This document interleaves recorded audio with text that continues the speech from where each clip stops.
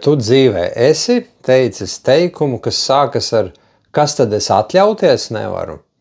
Un tipiski cilvēki to dara tad, kad ir, piemēram, nostrādāta darba diena, un tad čalis paņem tur āliņu, vai ne, un tad kāds raida kaut kādu pārmetošu skatienu, tur vai sievas māte, nu visādas tur tās situācijas var būt, un tad ir uzreiz iekšēji tāds, kas es nevaru atļauties, vai ne, kas es pat āliņu nevaru atļauties iedzert, vai tad te es kaut kāds alkoholiķis esmu, pļēgurs, un es esmu arī redzējis situācijas, kur cilvēki to saka pa ēdienu, piemēram, cilvēks mēģina ēst pareizi, ja, un tad viņš noraujas, ja, tur apēda kaut kādu tur kūgas gabalu vai kaut ko tādu, vai ne, un tad tur ir kaut kāda draugu grupa, ja, un tur kaut kāds komentārs tiek pateikts par to, un tad tas cilvēks uzreiz, kas es atļauties nevaru, nu kas es dzīvot nevaru, nu, es tā jau daru visu pareizi.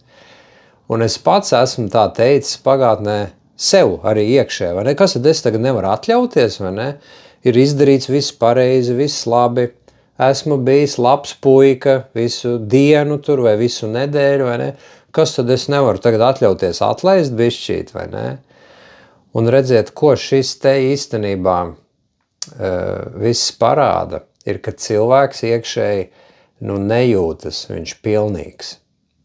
Viņš nav šeit 100% mājās, kā teikt, ja?